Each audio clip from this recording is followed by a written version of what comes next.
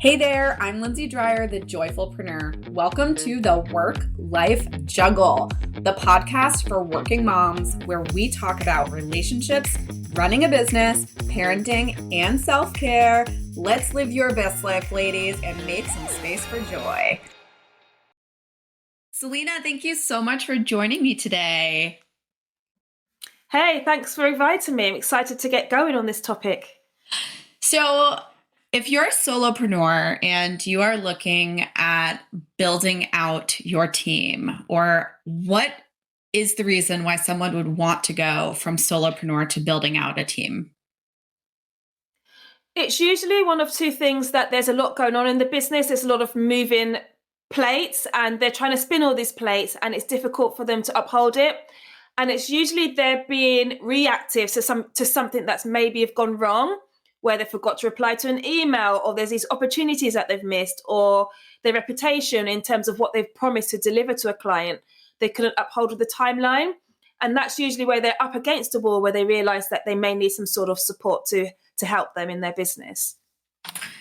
It can be really overwhelming taking that step to your first hire, to even thinking about building a team. So what do you feel like are the first steps to take when you're looking to build your team?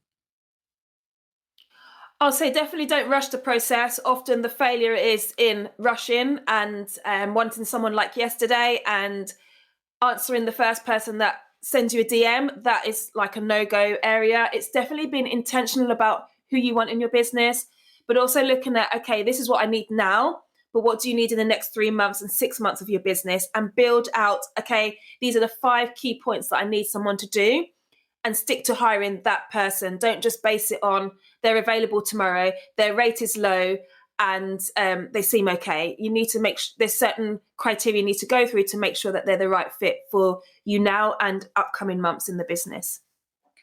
Do you feel like, taking into account you as a person and your working style and your personality, is that something that should loom large in seeking out team members to support you?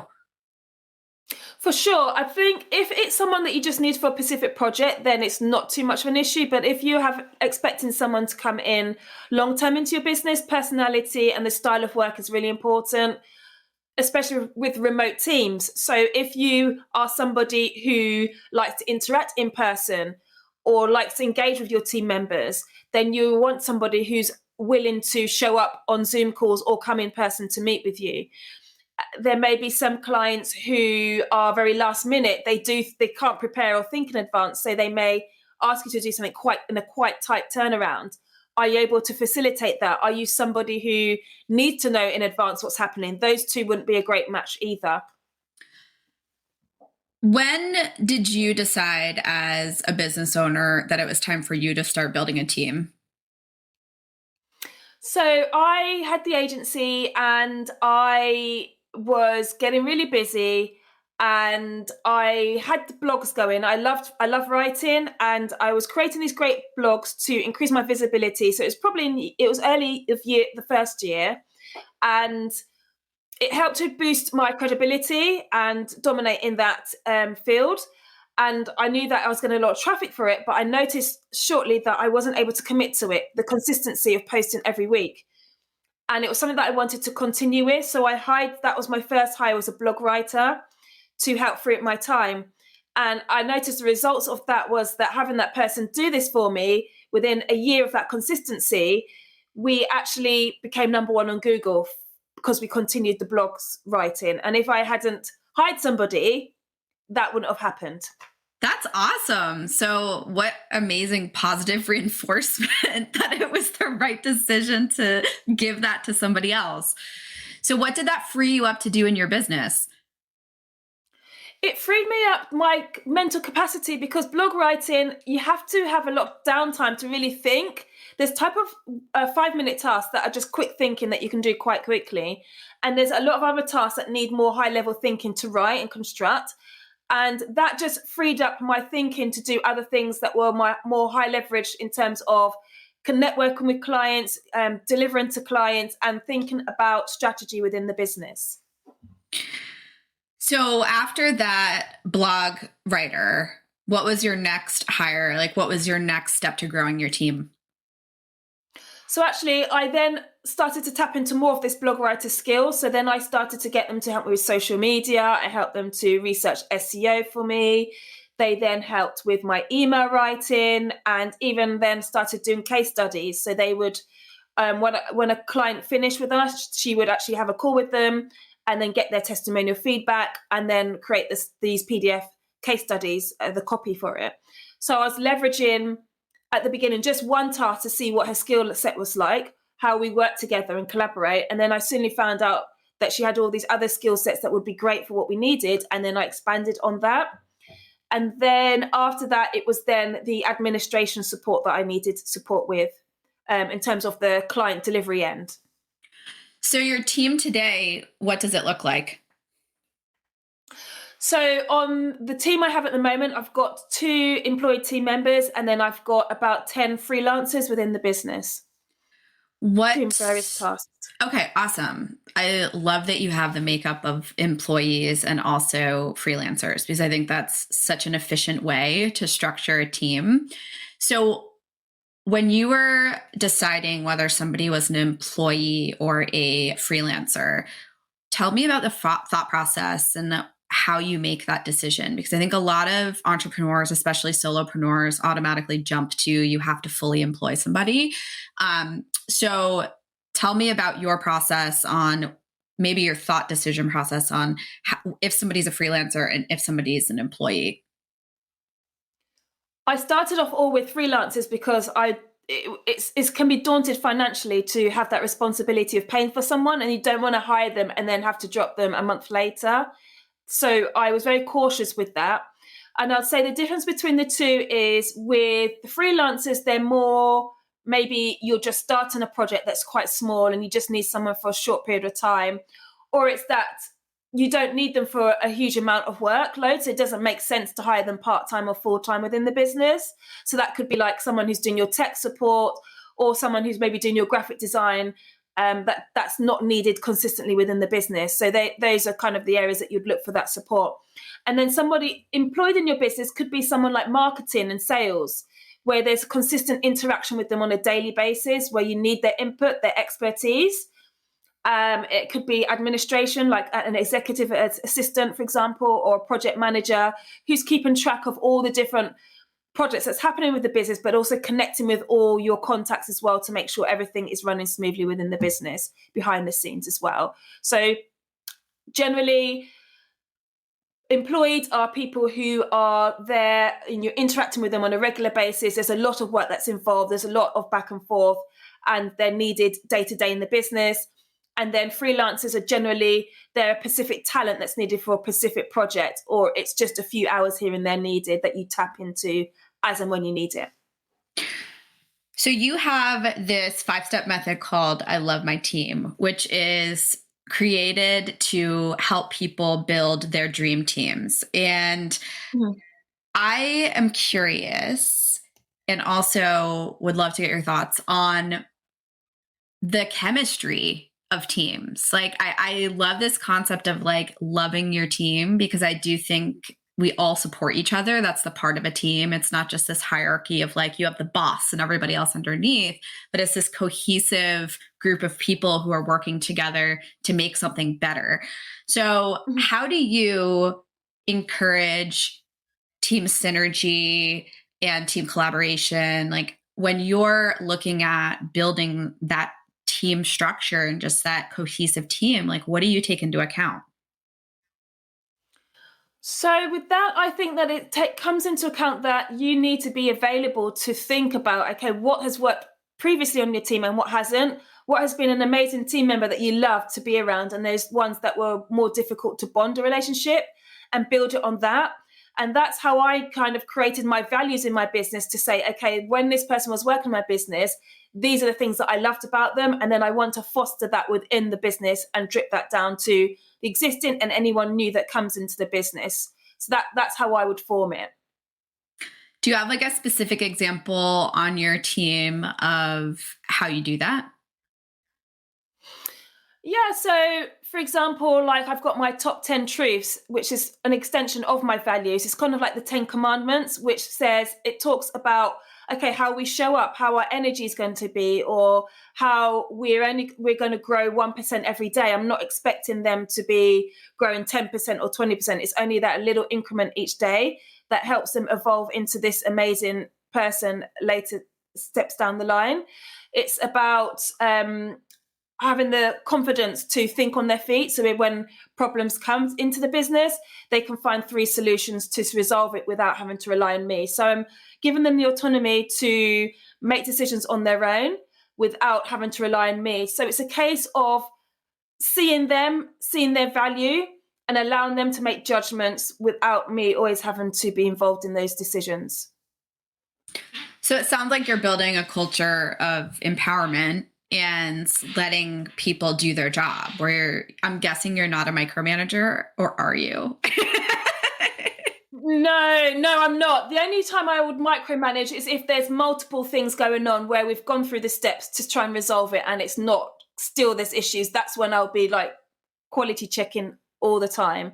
But no, I don't like to micromanage. Is your team all centrally located, or do you have them all over the place in terms of geography? They're all over because I don't like to limit my talent pool, and there's some amazing people out there, and I just want to connect with amazing people, a diverse audience of teams. Yeah. So how do you build your team culture amongst your team with remote? It's the communication part is really key. It's communicating, this is who I am, this is the vision I'm trying to achieve, this is who my client audience is, this is why I need you because of these are your skill sets.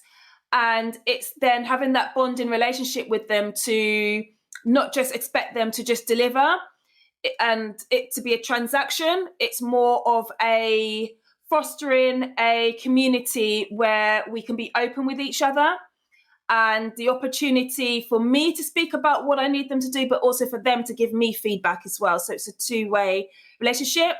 And also with remote teams, it's that, like there's one team member I was thinking today, actually, we haven't actually seen each other on Zoom for quite a while, but she really understands me and gets me, and we communicate through Slack.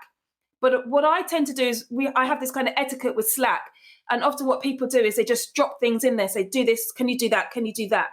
And I start the conversation with, hey, how are you? How was your holiday? Or how was your bank holiday? Like when you're walking on the road, you won't just start saying to them, are you going to that shop? Or can you pick up this from the floor? You wouldn't do that in real life, would you? So we kind of forget that. So it's having that etiquette online the same way you would in person and continuing that so that these team members actually feel valued. Because if we look at all the team members I've worked with, they've all been great workers and they've really looked up to me because I've had that same level relationship with them and not kind of been looking down at them. And I think that's helped the business evolve. So seeing them as humans and acknowledging their humanity, that we're not all just sitting there, work, here's your work product. Like, how are you? Are you doing okay? Like, what's going on? I agree with you. I think it's important to care about your team. As a leader, you have to definitely care about everyone that's working for you. And they have to feel that and know that for sure. So when you're working with clients, what are 3 things, or it could be new clients or existing clients, but what are 3 things that you feel like they mess up? Like, what are 3 mistakes that people make when they're putting together teams?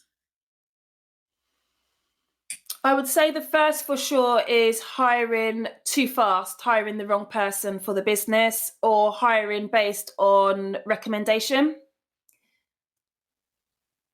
Everyone's business is different. Everyone's business model is different. The way you work is different to other people. And it's really key that recommendations are great. It's a starting point, but don't rely on those. Base it on what you currently need in your business. What are you trying to achieve? Where is it you're trying to go? And what are the deliverables of those? And then look for people based on those deliverables, not based on, okay, this person's available tomorrow, let me hire them. That's one of the worst case scenarios that happen. The second is not having the capacity to onboard them correctly and work with them. expecting this magic unicorn just to appear at the desk at 9 o'clock and to just do everything, and you don't need to talk to them, you just need to pay them, and then they just deliver these amazingness, and it's like, oh yeah, heaven. It just doesn't exist, unfortunately. It would be great though. Oh my gosh, are you kidding? I'm imagining this and thinking, wow, where can I find this? You would be so rich if you could figure that out. It's almost like the chat GPT of like a human person coming to work in your business. Yeah. Any other mistakes that people make? And then the third is lack of communication, or no communication at all is really bad. And the team members then left to just presume or guess what needs to be done. And then that just leads to another rabbit hole of them just trying to do things to make up the time. But they're just you're not going to get deliverance of return of investment because they're not doing actually what the business needs right now.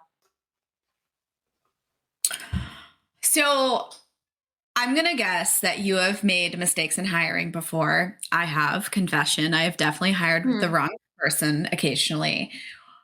Do you believe that it is best to get them out quickly?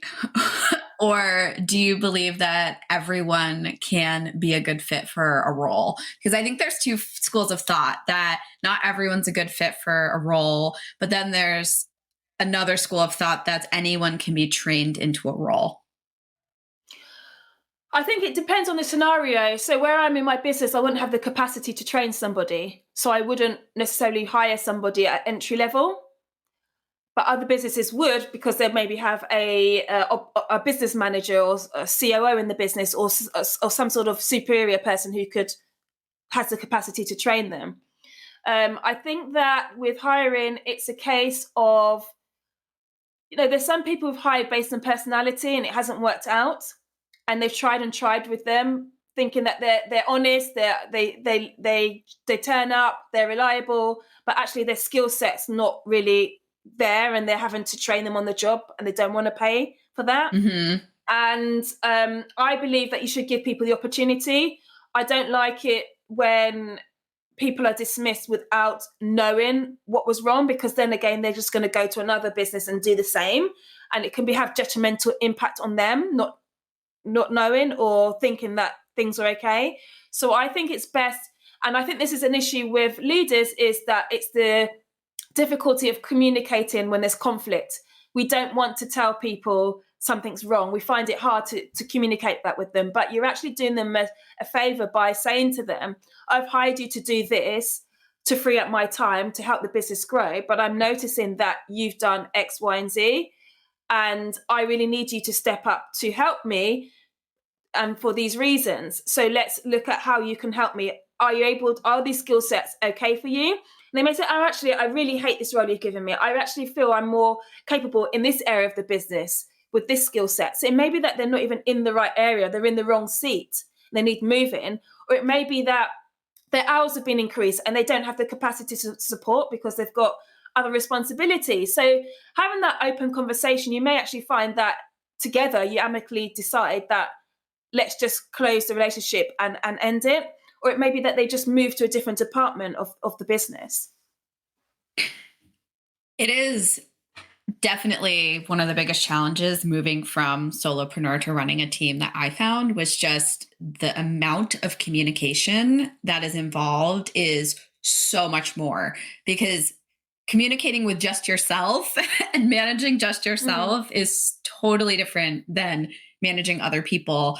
And you hit the nail on the head. It's having those really frank, honest, but I think kind conversations with people where you're not meeting expectations. Here's what I'm expecting of you.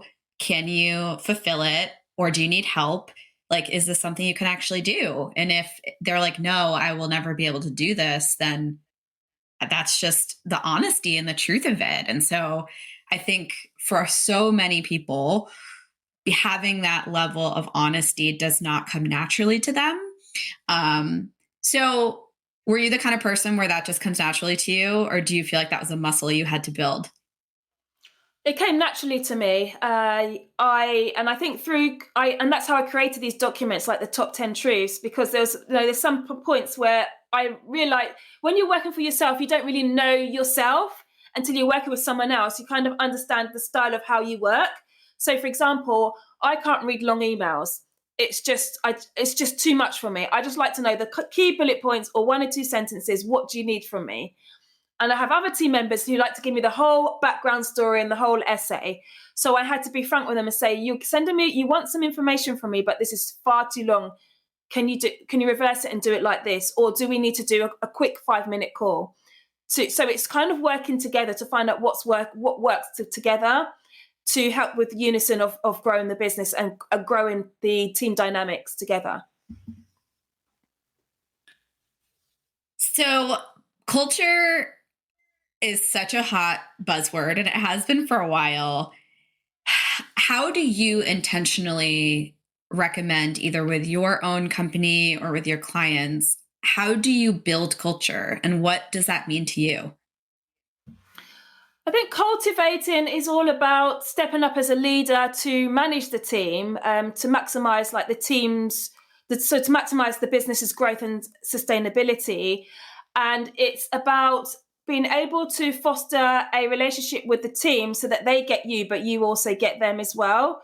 And I think that's a key opportunity that's quite missed often, that we're too quick on deliverance, that we need to take 2 steps back to work with the team, to understand them, understand how they work, but also to build a unit within the business of the vision and the value and the culture of the business, so that that should be done quite early on in the business, so that in your first 10 team members, this is created and fostered, so that as the business grows, that culture stays with the business. So those team members get it and understand it and want to be with the business. Because often what happens is those things are not created.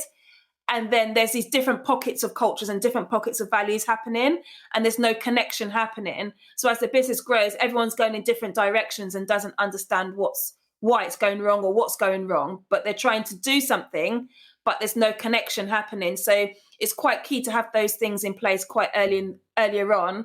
The earlier, the better. And even if it's just a simple statement or something, it's better than nothing at all. Do you think a good first step is just coming up with like your 3 core values or your 4 core values and then just jumping off from there? Absolutely, 100%. And not just having it plastered on your website, it's communicating that during your interviewing, the onboarding, always communicating with your team about those so that they get it and understand it, but then it will help them to make decisions when they're working in the business without relying on you also. What are some resources that you have found helpful in your leadership journey? Because I think that we're talking about like leveraging a team, but you can't really have a team without being a leader. So is there anything that you found really helpful, like trainings, books, podcasts, or is it just like learning as you go?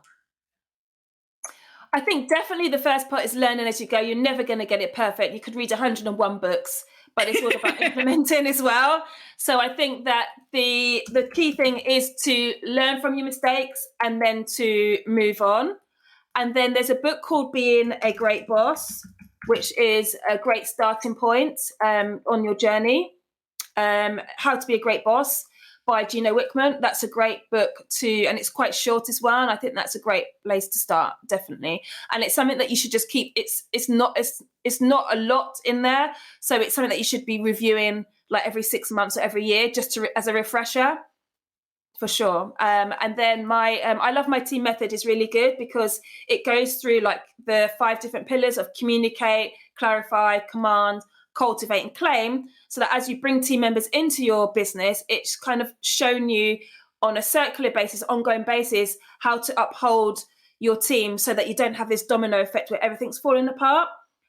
Because often team members may say that, well, the challenges that come to fruition are that I'm not getting the return on investment, I'm spending too much time with my team, I can't focus on the high level stuff, I can't grow the business because my team can't keep up with me. So there's these things that are happening. But if you work on those 5 pillars continually, that will help uphold the business, empower your team so that you can grow the business and scale it. Are you willing to share what the 5 pillars are? Yeah, so yeah, we can go into it briefly. So the first one is communicate. So that's all about supporting your team to work to their full potential and to align with the company's culture and core values. So we spoke about that, about the vision, what's your core values, communicating them with them and being clear about what you want to achieve in the business, because otherwise their eyes are just closed, they're blind. So I like to give the analogy of, if you're in a rowing boat, you're trying to do it on your own, it's going to take you a very long time to get to the finish line. But if you bring in a team with you, a solid unit, but you're not communicating with them, they don't know your visions, they don't know the values of the company, what you're trying to achieve, the boat's going to topple over, one's rowing left, one's rowing right, and you're going to go 2 steps forward and then like 10 steps back. So it's all about communicating that with them so that you have this synergy of this team ready to go who understands you and gets you. And then the second one is to clarify, get clear on the people you need now in your business and in the future so that you can optimize the operations. Don't just hire willy-nilly, hire the right people, bring on the right people into the business, but also look at, are they the right people for the business now? Because we can bring people into our business at early stages, but then when we get to the next phase, they might not be the right people. So it's a case of, do I need to remove them or move them to a different part of the business? What gets you to where you are now might not get you to where your next step, essentially. And then 3 is to command. So it's leveraging your time and getting clear on what and how to delegate to keep you on track to avoid being over capacity. Because as entrepreneurs, we love what we do. We love showing up and being in our community, creating greater impact. But we often take on too much. So our battery's always full or over the 100%. Yes. We're always going at like 200%. So we need to let go of the reins and give some of that stuff to somebody else. But it's also about knowing the difference between delegating and decision making. Delegating is that you do this specific task this way, by this time, within these parameters, and you must follow these steps. Whereas decision making is, I need you to get to this end result, do it however you want, or loosely like this, but you figure it out and get to that end result. And often CEOs are not, they're delegating and not decision making. So that's what happens within that area. And then the cultivating is the one that we spoke about, stepping up as a leader to maximize the business growth.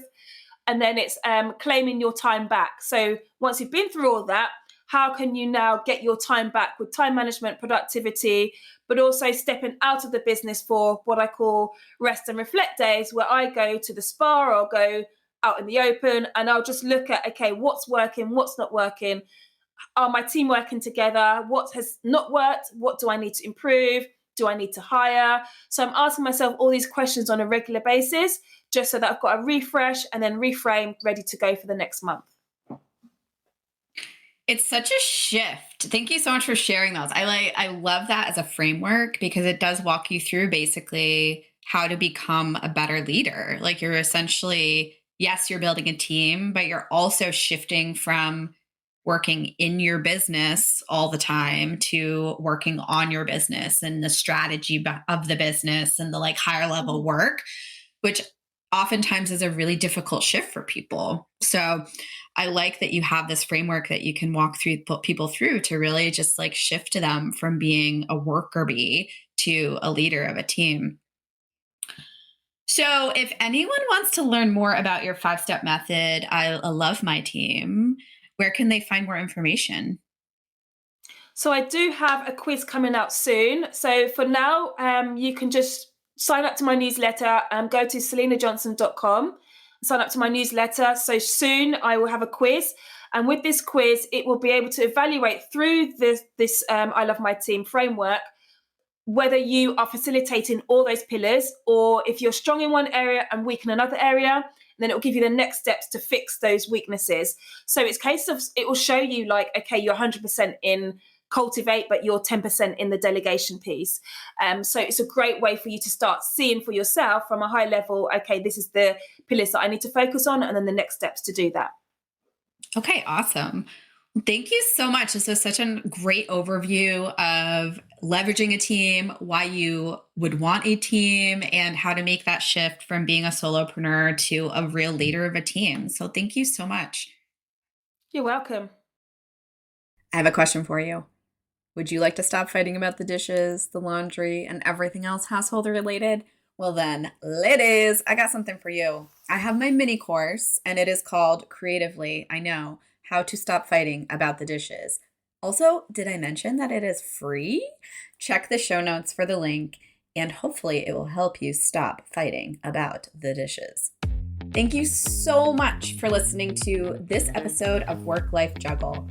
Your support means the world to me. So if you loved this episode, share it on social and tag me on Instagram at the.joyfulpreneur. I will choose one lucky winner per quarter to get a free one-on-one 1-hour coaching session with me where we can talk about fair play or your business. Until next time, stay joyful.